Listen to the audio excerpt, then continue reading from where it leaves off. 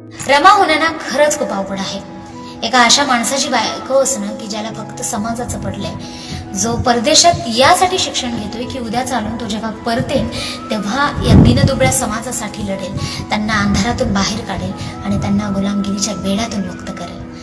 आणि म्हणून कळून चुकणं की आपल्याला अशा माणसाची बायको होऊन जगायचं आहे की तो असा दिवा आहे, तो सतत पेटत राहणार आहे, तर त्याला विझू द्यायचं नाहीये, तर त्याची वात बनून त्याच्याबरोबर आपल्याला पेटत राहायचं आहे. आणि म्हणून जेव्हा आंबेडकर परदेशात असायचे शिक्षणासाठी तेव्हा ही रमा काय करायची, तर ही रमा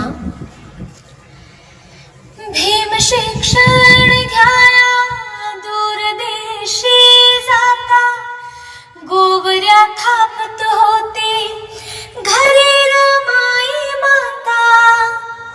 नाही उसंत करीन खंत भीमरायासाठी, आहो भीमरायासाठी.